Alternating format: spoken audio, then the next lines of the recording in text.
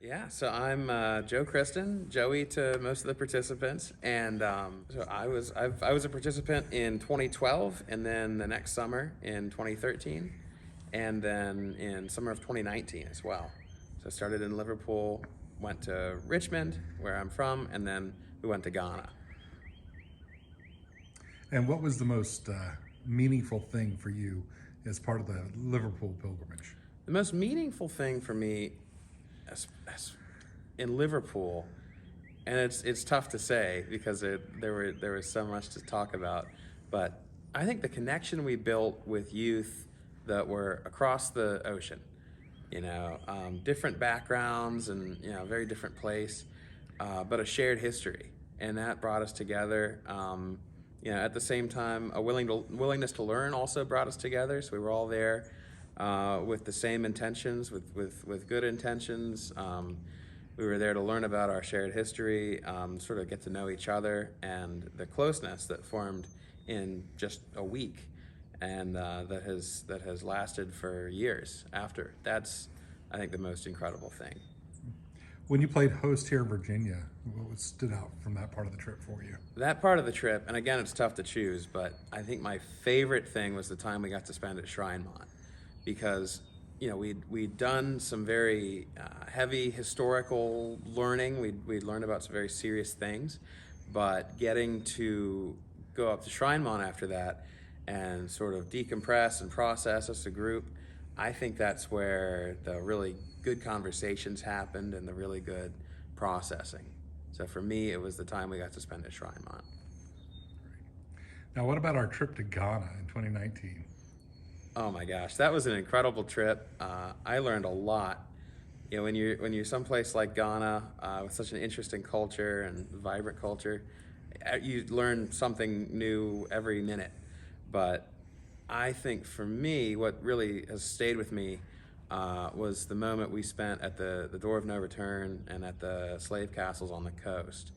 Um, that made all that history very real and sort of it was one sort of focal point, sort of drew together all of the experiences I'd had on the pilgrimage over the years, and that was just really, really, really affecting, um, really arresting. But there's a lot to talk about on that trip too. Was your faith affected by being a part of the Triangle of Hope? My faith was made much more deep and I think much more mature by my experience with the Triangle of Hope.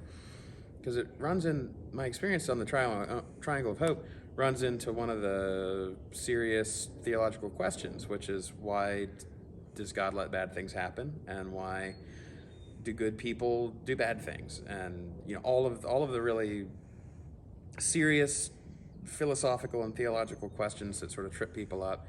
I was forced to confront with a group of my peers at a young age, and I think that was really good. That was, you go through a period where you're wondering these things and you're having these conversations, but ultimately you come out a much sort of better seasoned Christian, I think, for having asked those questions and had conversations like that and looked at history like that. And it also enforced the universality of everything we talk about. When you talk about when you perform a liturgy in Richmond, it's nice to know that there's a very similar liturgical tradition in Ghana and in England and elsewhere around the world, and it really does make you realize that the Christian faith is a worldwide um, movement, and that it is so much bigger than just one parish or one congregation. That's great.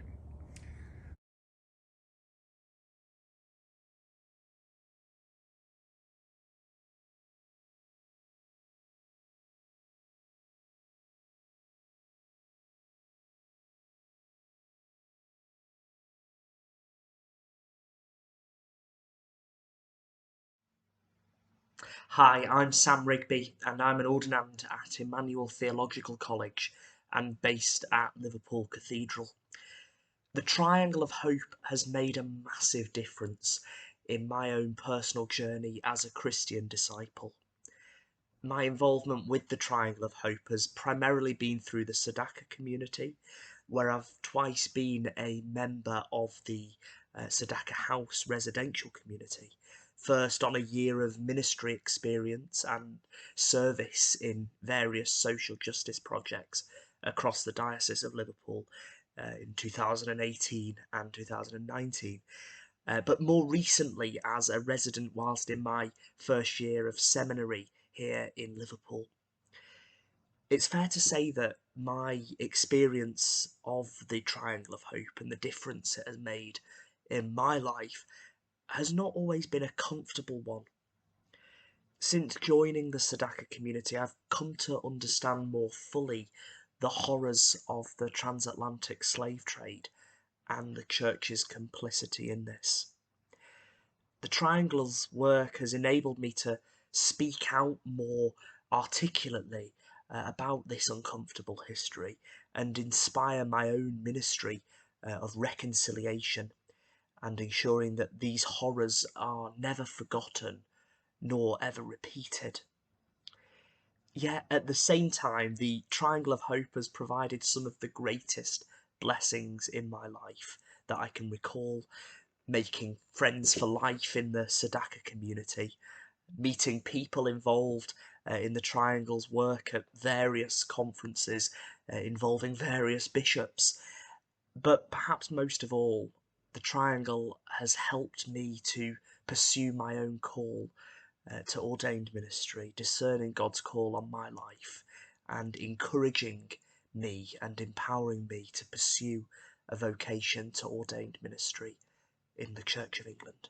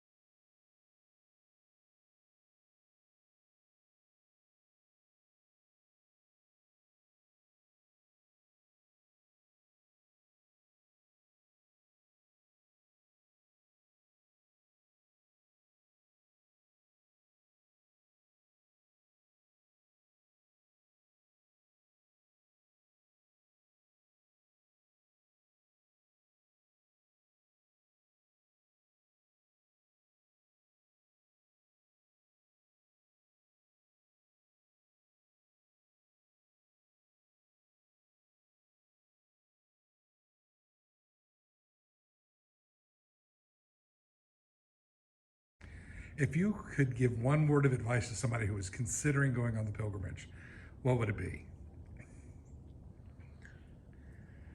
Be open. I know it's 2 words, but you'd be just open to everything that happens. You could think that you know what you're going to see and who you're going to meet, and you'd be completely wrong in the most wonderful way possible.